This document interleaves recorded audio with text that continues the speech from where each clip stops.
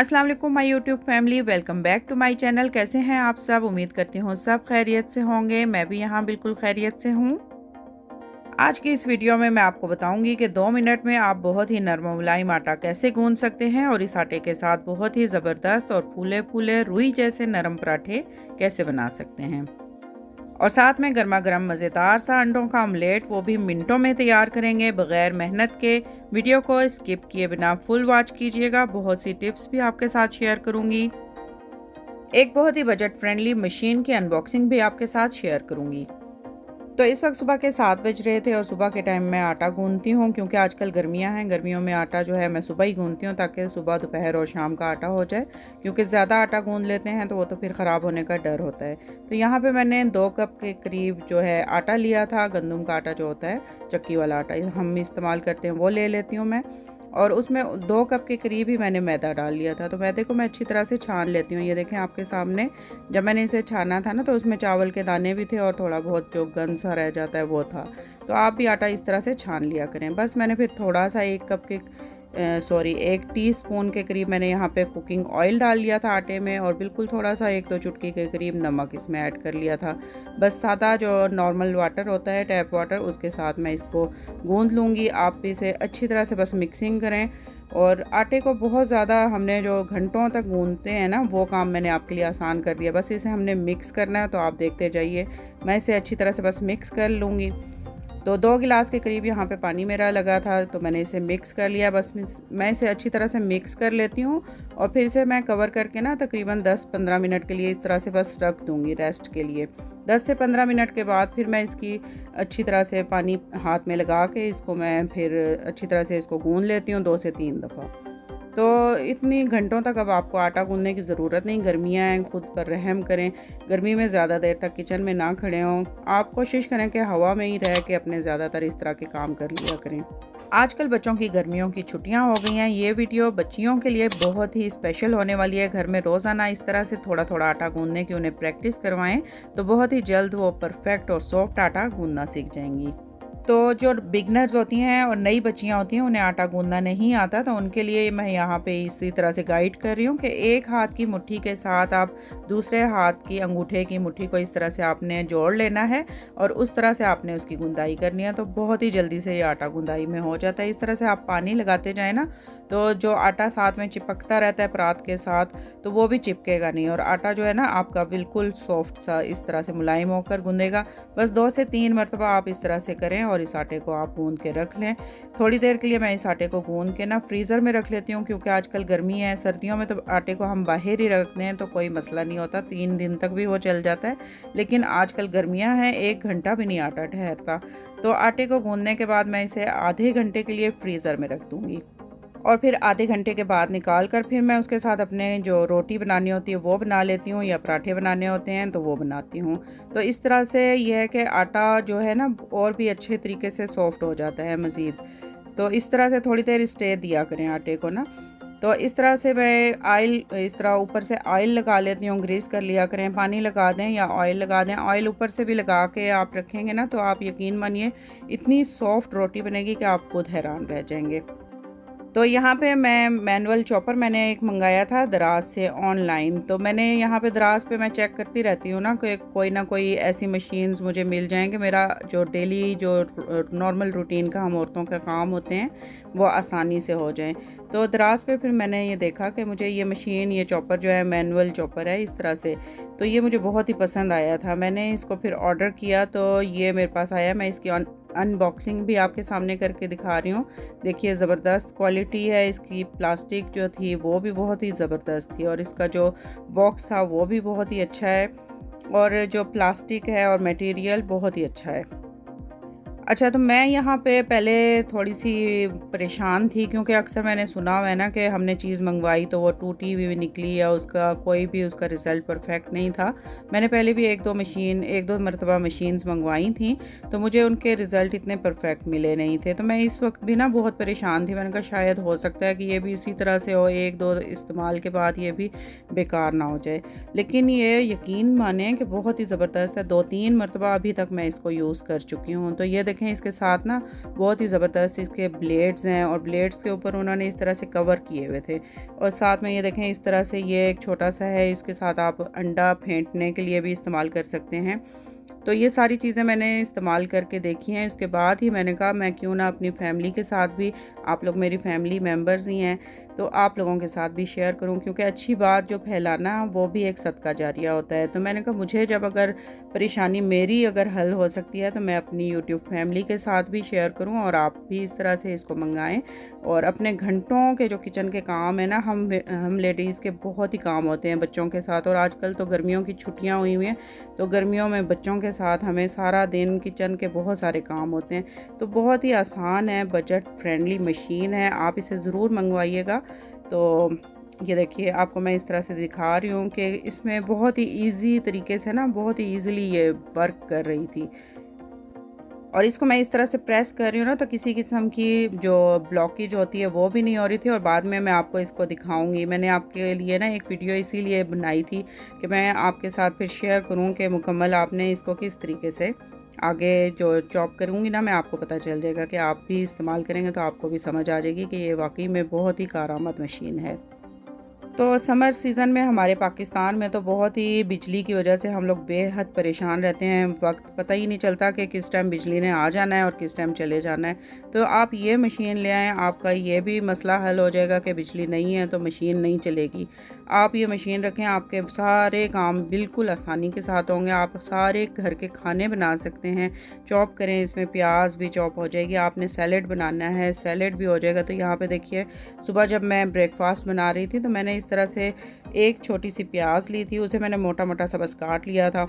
एक छोटा सा टमाटर लिया था, दो सब्ज़ मिर्चें ली थी, वो मैंने इस तरह से बस मोटी मोटी सी रफली चॉप की हैं और इस तरह से मशीन में डाल दी, क्योंकि उसे फिर चॉप करने में आसानी हो जाएगी ना। अगर हम पूरा डाल देंगे तो फिर प्रेस होने में मुश्किल हो जाएगी, फिर मशीन आपकी टूट भी सकती है। इसका प्लास्टिक तो है तो बहुत ही अच्छा, लेकिन अगर आप ये सारी एहतियाती तदाबीर करेंगी तो आपका काम हमेशा ही चलता रहेगा। ज़्यादा देर पा हो जाएगी। ये मशीन है ये बहुत ही अच्छी। तो बस मैंने तीनों चीज़ें यहाँ पे इसमें चॉप की हैं। ये देखिए, इसमें इस तरह से ये जो ऊपर जो दिया हुआ है ढक्कन, उसके ऊपर आप इस तरह से लगाएं। अंदर इसके ब्लेड्स बहुत ही शार्प हैं। इसकी तरफ से आपने जब वॉश करना है ना, उस वक्त आपने बहुत एहतियात करनी है कि अपने हाथ बचा के कोई ब्रश रख लें, उसके साथ आप इसे वॉश करें। तो बहुत ही शार्प हैं इसकी ब्लेड्स। इस तरह से आपने इस पर लगाना है। इसमें एक बटन होता है, इस बटन को आप लॉक कर दें तो आपका ये जो है ये लॉक हो जाएगा। अगर बटन ऑन कर देते हैं तो ये ऑन हो जाती है। इस तरह से फिर वो चॉप करने लग जाती है मशीन। तो ये देखिए, बहुत ही ज़बरदस्त तरीके से हमारे प्याज, टमाटर और सब्ज़ मिर्चें जो मैंने डाली थी आपके सामने हैं। पहले मैं ना कटिंग बोर्ड पे प्याज काटती थी, बहुत ही टाइम लगता था। कटिंग बोर्ड पे काट एक तो हाथ भी हमारे ख़राब हो जाते हैं प्याज को काटते काटते, और बहुत ही रोना आता है कि यार कितनी देर तक अब प्याज को काटते रहें, फिर इसके बाद नाश्ता बनाना, उसके बाद सारा दिन के काम होते हैं। तो अब देखें इतना आसान हो गया हमारा वर्क। आप इस तरह से इस मशीन को मंगाएं ज़रूर। आप तो कसम से दुआएं देंगे, मुझे भी मेरे दिल से दुआएं निकलती हैं यार, इतनी ज़बरदस्त मशीन है। बस इसमें नमक और मिर्च मैंने डाली है और अंडे जो हैं इस तरह से मैंने बीच में डाल दिए हैं और इसे इस तरह से मैंने चॉप किया है। ये देखें आपके सामने, इस तरह से बस चॉप करके मैं इस तरह पहले से रख लूँगी। आप पहले पराठे बना लें अपने साथ ही, ये जो बैटर है अंडे का वो बना के इसे कवर करके रख दें। मशीन में से ब्लेड्स इस तरह से मैं निकाल लेती हूँ। ब्लेड्स आप निकाल के इसे कवर करके फ्रिज में रख दें। रात को आप ये काम करके रख लें। सुबह आपके पास अगर टाइम नहीं है, बच्चों को आप जाना है, हस्बैंड ने आपके ऑफिस जाना है, बच्चों की तो आजकल छुट्टियाँ हैं, सुबह के टाइम आप ये बनाकर पहले से रख लें और जब भी बच्चे उठें, हस्बैंड ने आप पे जाना हो, उसी टाइम आप झटपट से बस किचन में जाएं और अपना ब्रेकफास्ट तैयार कर लें। है ना, इजी हो गया हमारा काम। तो देखिए इस तरह से मैं कवर करके इसे एक साइड में रख लेती हूँ। दूसरी तरफ हमारा आटा जो है वो भी अच्छे तरीके से सॉफ्ट हो चुका है। उसके मैं पेड़े बना लेती हूँ। इस तरह से पेड़ों को मैं बेल के फिर स्क्वायर शेप में मैं पराठे बनाती हूँ। मेरे बच्चों को बहुत ही पसंद है, तो लच्छेदार पराठे भी वो शौक़ से खाते हैं, लेकिन वो ज़्यादातर उनकी फरमाइश यही होती है, मम्मा जो चौकोर पराठा आप बनाती हैं ना वो बहुत ही मज़ेदार होता है, तो वो बनाएं। तो मैंने कहा आज आप लोगों के साथ भी शेयर करती हूँ कि चौकोर पराठा जो है वो किस तरह से मैं बनाती हूँ। बहुत ही मज़ेदार लगता है इस अंडे और पराठे के साथ नाश्ता जो हम करते हैं ना, तो बहुत ही मज़ा आ जाता है।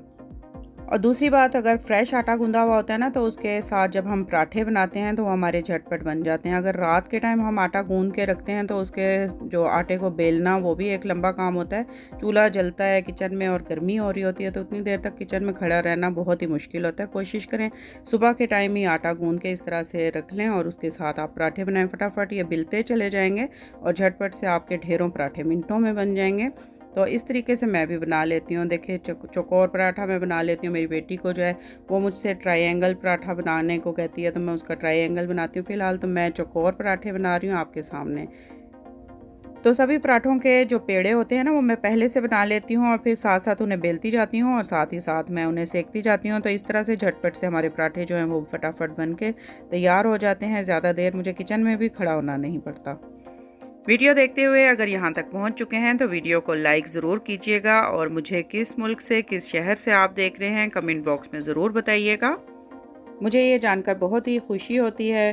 चैनल पर अगर न्यू हैं तो इसे सब्सक्राइब कर लीजिएगा और बेल बटन को भी प्रेस कर दीजिएगा ताकि मेरी आने वाली न्यू वीडियोज़ की नोटिफिकेशन आपको फ़ौरन से मिल जाएँ। अगर आप भी चाहते हैं कि आपके पराठे इसी तरह से नरम और सॉफ्ट बने और फूले फूले बने, तो आप जितनी भी मैंने टिप्स आपको बताई हैं उन्हें फॉलो कीजिएगा। आपके भी पराठे इसी तरह से बनेंगे। तो पराठों को तलने के लिए मैं यहाँ पे कुकिंग ऑयल का इस्तेमाल कर रही हूँ। अगर आप पराठे घी में बनाना पसंद करते हैं तो आप घी में बना लीजिए, या बटर में बनाना चाहते हैं तो बटर में बना लीजिए। लेकिन इसी तरह से आपने आटा गूंदना है, आटे को इसी तरह से आपने रेस्ट देना है, तभी ये आटे की वजह से ही आपके पराठे जो है ना वो फूले हुए बनेंगे। इसके अलावा पराठे बनाते वक्त गैस फ्लेम का आपने बहुत ध्यान रखना है। अगर मीडियम फ्लेम पर पराठे बनाएंगी तो ये सब तरफ से एक ही तरह से गोल्डन सिकेंगे। अगर आपने गैस फ्लेम तेज़ कर दी तो पराठे जो है ना वो अंदर से कच्चे रह जाते हैं और फिर बाहर से जल जाते हैं। इसके अलावा आटा गूंदते वक्त जिस तरह से मैंने ऑयल और नमक बीच में डाला था और उसे 10 मिनट के लिए रेस्ट देने के बाद मैंने गूंदा था, इसी वजह से हमारे ये पराठे बेहद सॉफ्ट बने हैं। आप भी इन टिप्स को फॉलो करते हुए पराठे बनाएं, यकीनन इसी तरह परफेक्ट बनेंगे। तो सभी पराठे जब तैयार हो जाते हैं तो इसी तरह से मैं तवे पर थोड़ा सा कुकिंग ऑयल डालती हूँ और जितना भी मैंने ऑमलेट का मेज़ा बना के रखा हुआ है वो इसमें डाल दूँगी और 1 मिनट तक इसी तरह से हमने इसे लो टू मीडियम फ्लेम पर कुक करना है। इस तरह से मैं इसके पीसेस बना देती हूँ ताकि ये इसे हम जब टर्न करेंगे ना तो हमें मुश्किल होती है, वो बीच में से टूट जाता है। तो मैं इसी तरह से पीसेस बना देती हूँ और फिर इस तरह से इसे मैं पीसेस को फ्लिप कर दूँगी और टर्न करके इसी तरह से गोल्डन ब्राउन कलर आने तक पका लूँगी और फिर इसे हम निकाल लेंगे। ज़बरदस्त हमारा आमलेट तैयार हो जाएगा। तो देखिए ज़बरदस्त सा हमारा आमलेट चॉपर मशीन की वजह से मिनटों में तैयार हो जाता है। अब मुझे आमलेट बनाने के लिए ज़्यादा परेशानी भी नहीं होती कि पहले मैं प्याज बारीक बारीक काटूँ, फिर हरी मिर्च और या टमाटर वगैरह।